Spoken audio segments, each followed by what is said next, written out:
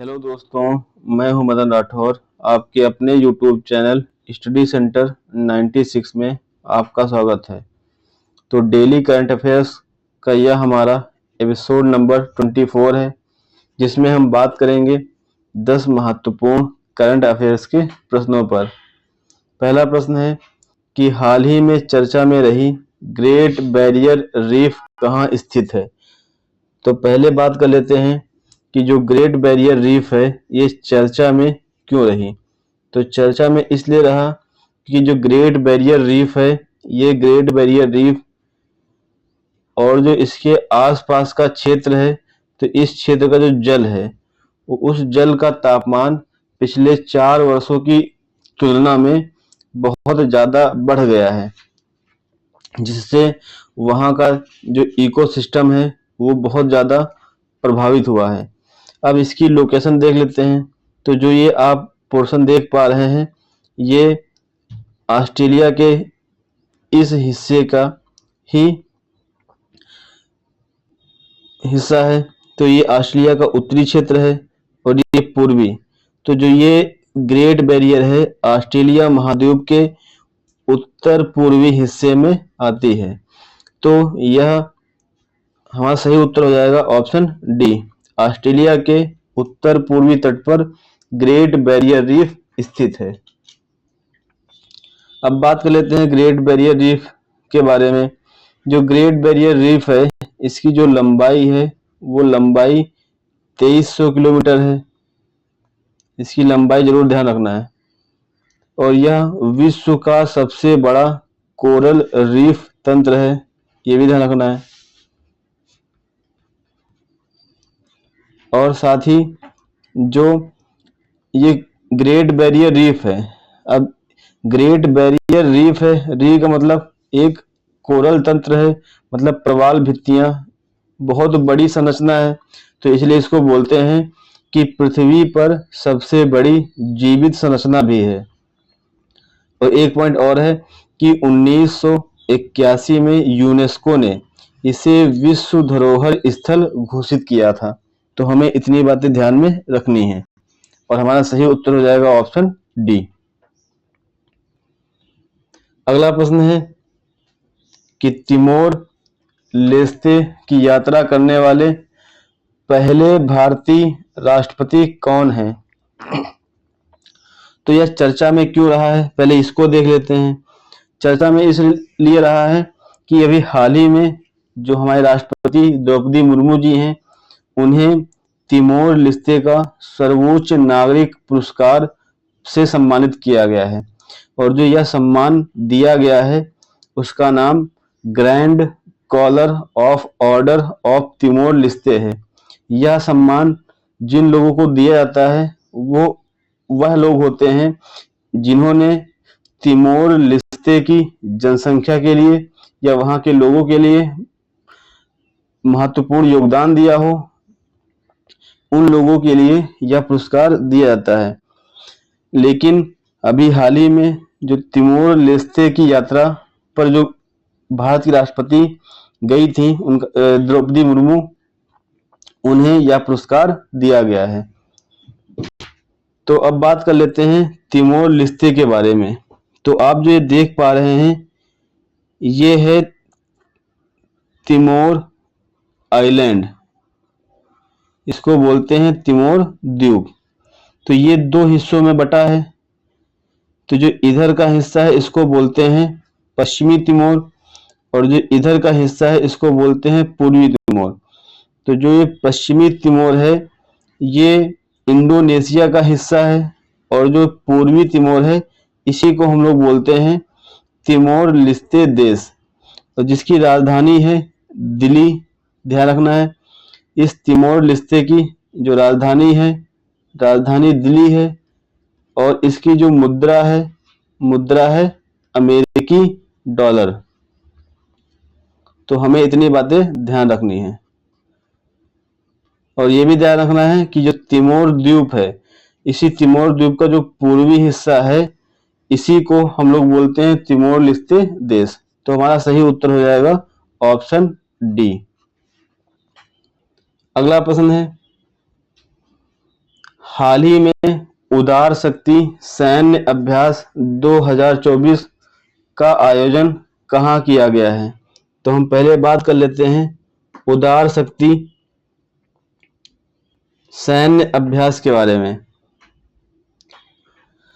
तो ये जो उदार शक्ति सैन्य अभ्यास है, यह भारत और मलेशिया के बीच एक संयुक्त हवाई अभ्यास है। भारत और मलेशिया के बीच एक संयुक्त सैन्य अभ्यास है और इसका जो आयोजन हुआ है, इसका आयोजन मलेशिया के एक शहर में जिसका नाम है कुआंतान, इस शहर में आयोजन हुआ है। और इस उदार शक्ति सैन्य अभ्यास में जो भारतीय वायुसेना है, उसका एक लड़ाकू विमान है जिसका नाम है सुखोई 30 MKM। तो ये भारतीय वायुसेना का लड़ाकू विमान है जिसने इस उदार शक्ति सैन्य अभ्यास में भाग लिया है। तो हमारा सही उत्तर हो जाएगा ऑप्शन डी, मलेशिया में उदार शक्ति सैन्य अभ्यास 2024 का आयोजन हुआ है। अगला प्रश्न है कि पेरिस ओलंपिक पदक तालिका में भारत कौन से स्थान पर रहा है? तो हम बात कर लेते हैं कि जो पेरिस ओलंपिक है इसकी शुरुआत कब हुई थी? तो जो पेरिस ओलंपिक 2024 है, तो इसकी शुरुआत 26 जुलाई को शुरू हुई थी और जो ये पेरिस ओलंपिक हुआ है, यह 33वें क्रम का था। इसका आयोजन फ्रांस की राजधानी पेरिस में हुआ था और अभी इसका हाल ही में समापन हुआ है, वो हुआ है 11 अगस्त को। इस समापन समारोह में जो ओलंपिक का झंडा है, वो लॉस एंजल्स को सौंप दिया गया। अब ये जो ओलंपिक का झंडा है, ये लॉस एंजल्स को क्यों सौंपा गया? क्योंकि जो 34वें क्रम का ओलंपिक होने वाला है, वो अमेरिका के लॉस एंजल्स में 2028 में होगा। इसी कारण जो ओलंपिक का झंडा है, वह लॉस एंजल्स को सौंप दिया गया। अब बात कर लेते हैं कि जो ये समापन समारोह हुआ है, इस समापन समारोह में भारत की ओर से जो ध्वजवाहक रहे हैं, उनका नाम मनु भाकर और PR श्रीजेश, ये दो लोग ओलंपिक समारोह के समापन कार्यक्रम में भारत की ओर से ध्वजवाहक रहे। लेकिन ओलंपिक का जो उद्घाटन समारोह था, उसमें भारत की ओर से PV सिंधु और जो शरद कमल थे, ये भारत की ओर से ध्वजवाहक थे। जो मनु भाकर, इन्होंने पेरिस ओलंपिक 2024 में 2 पदक जीते हैं और श्रीजेश जो हॉकी टीम इंडिया के गोलकीपर हैं। अब बात कर लेते हैं कि जो पेरिस ओलंपिक पदक तालिका है, इसमें शीर्ष स्थान किस देश का है? तो शीर्ष स्थान जो है वो अमेरिका का है। अमेरिका ने कुल 126 पदक जीते हैं, जिसमें से 40 गोल्ड जीते हैं और 44 सिल्वर और 42 कांस्य पदक। तो ध्यान रखना है। अब बात कर लेते हैं कि इस ओलंपिक में भारत का प्रदर्शन कैसा रहा। तो इस ओलंपिक में जो भारत है, भारत ने कुल 6 पदक जीते। तो इस 6 पदक में 1 सिल्वर और 5 कांस्य पदक जीते। तो इन 6 मेडलों के साथ या 6 पदक के साथ भारत ओलंपिक में 71वें स्थान पर रहा। जो टोक्यो ओलंपिक 2020 हुआ था उसमें भारत ने कुल 7 पदक जीते थे और पदक तालिका में 48वें स्थान पर रहा था। तो हमारा सही उत्तर हो जाएगा ऑप्शन बी। जो भारत का स्थान है वो 71वां है। अगला प्रश्न है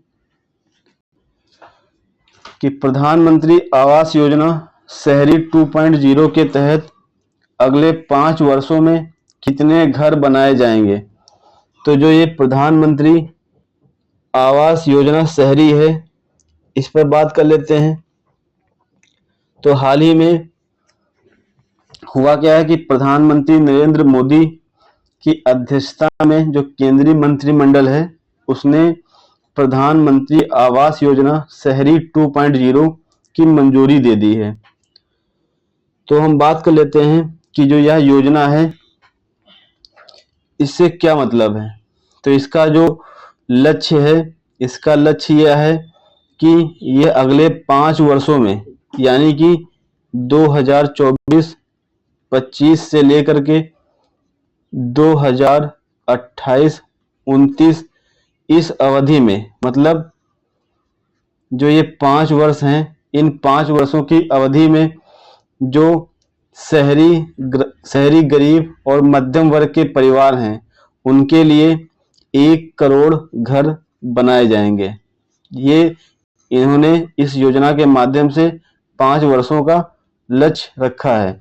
लेकिन इस योजना के तहत किन लोगों के घर बनाए जाएंगे, तो मतलब यही कि जो लोग झुग्गी झोपड़ियों में रहते हैं, जो लोग SC/ST समुदाय से आते हैं, या फिर जो लोग माइनॉरिटीज हैं, या फिर कोई विधवा महिला, या फिर कोई विकलांग व्यक्ति, या फिर समाज का कोई ऐसा वंचित वर्ग जिन्हें यह लाभ दिया जाएगा। साथ ही इस योजना के लिए जो पात्रता मापदंड है वह क्या है। तो पात्रता मापदंड यही है कि देश में उसका कहीं भी पक्का घर ना हो तो उनको घर दिया जाएगा। साथ ही वह आर्थिक रूप से कमजोर वर्ग में आता हो, यानी कि उसकी जो वार्षिक आय है वह 3 लाख रुपए से कम हो। साथ ही जो यह योजना है प्रधानमंत्री आवास योजना शहरी 2.0, तो इसके लिए जो केंद्रीय आवास एवं शहरी कार्य मंत्रालय है वह नोडल मंत्रालय के रूप में कार्य करेगा। तो हमारा सही उत्तर हो जाएगा ऑप्शन ए। जो प्रधानमंत्री आवास योजना शहरी 2.0 है इसके तहत अगले 5 वर्षों में 1 करोड़ घर बनाए जाएंगे। अगला प्रश्न है कि हाल ही में पार्डो अल्ला कैरियरा पुरस्कार से किसे सम्मानित किया गया है।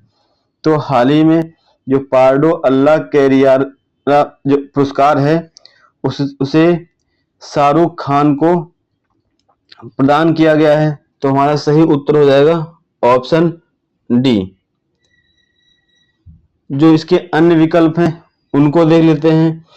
जो प्रभा वर्मा है तो प्रभा वर्मा को 33वां सरस्वती सम्मान प्रदान किया गया है। 33वां सरस्वती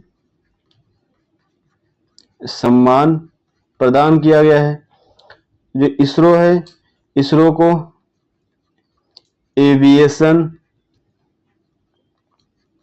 वीक लॉरेट्स अवार्ड से सम्मानित किया गया है, लॉरेट्स अवार्ड।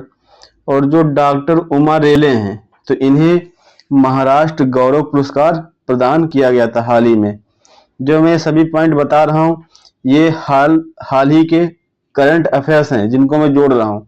तो ये सभी पॉइंट ध्यान रखने हैं कि प्रभा वर्मा को 33वां सरस्वती सम्मान दिया गया, इसरो को एविएशन वीक लॉरेट्स अवार्ड जो उसके चंद्रयान 3 मिशन के लिए दिया गया था, सफलता के लिए दिया गया था, और जो डॉक्टर उमा रेले हैं इन्हें महाराष्ट्र गौरव पुरस्कार प्रदान किया गया था। अगला प्रश्न है कि हाल ही में चर्चा में रहा कुर्स्क क्षेत्र का संबंध किस देश से है। तो जो ये कुर्स्क क्षेत्र है, तो यह चर्चा में तब आया जब रूस ने इस क्षेत्र में आपातकाल की घोषणा कर दी। रूस ने इस क्षेत्र में जब आपातकाल की घोषणा कर दी तब यह क्षेत्र चर्चा में आया। अब बात कर लेते हैं कि जो कुर्स्क क्षेत्र है इसकी विशेषताएं क्या हैं, इसकी लोकेशन क्या है। तो जो इसकी लोकेशन है ये रूस का पश्चिमी क्षेत्र है, लेकिन यह क्षेत्र रूस और यूक्रेन की सीमा पर स्थित है। यूक्रेन की सीमा पर स्थित है।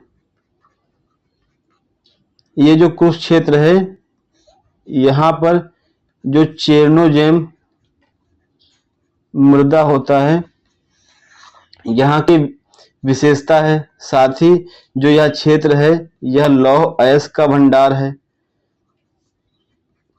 जो पीट होता है उसका भंडार है, इसलिए यह क्षेत्र बहुत ही महत्वपूर्ण हो जाता है।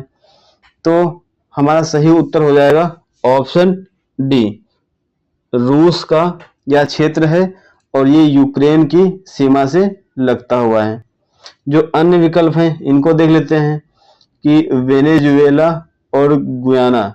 तो ये वेनेजुएला और गुयाना ये दक्षिण अमेरिकी देश हैं जिनके बीच एक विवादित क्षेत्र है जिसका नाम है एस्से क्यूबो क्षेत्र। लिख देते हैं एस्से क्यूबो क्षेत्र। जो ये एस्से क्यूबो क्षेत्र है ये गुयाना और वेनेजुएला की सीमा पर स्थित है और इन दोनों का आपस में इस क्षेत्र पर कब्जा करने के लिए विवाद चल रहा है। तो ये क्षेत्र बहुत ही महत्वपूर्ण है, इसको ध्यान रखना है।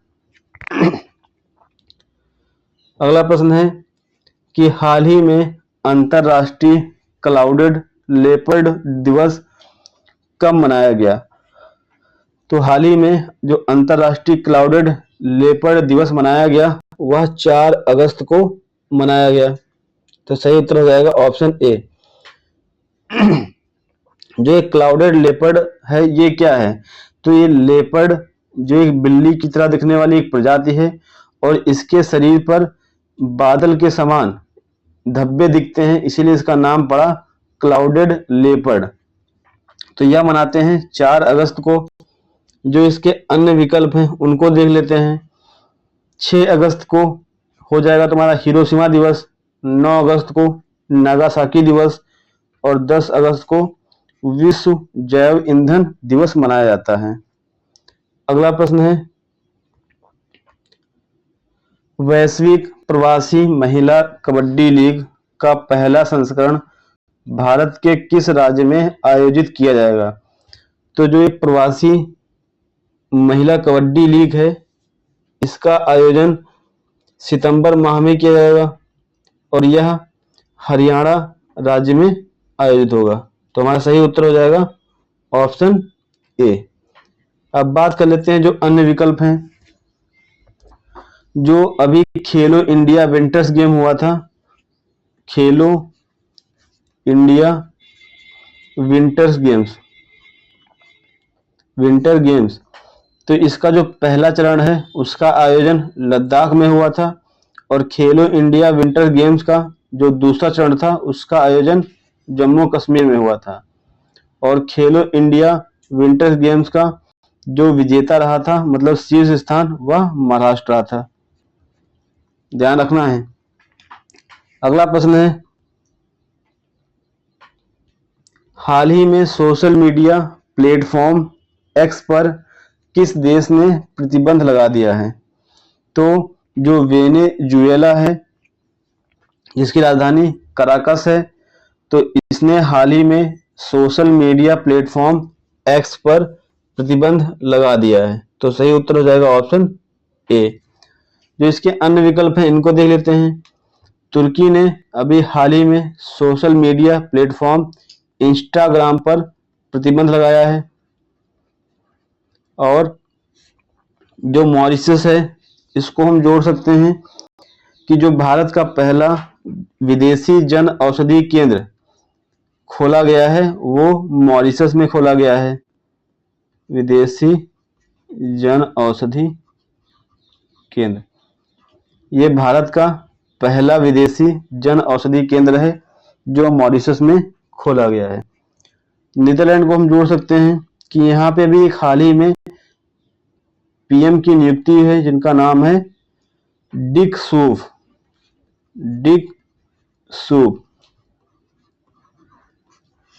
ये हाल ही में नीदरलैंड के पीएम बने हैं।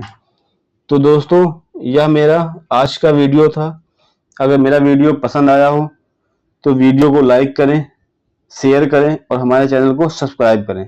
जय हिंद दोस्तों।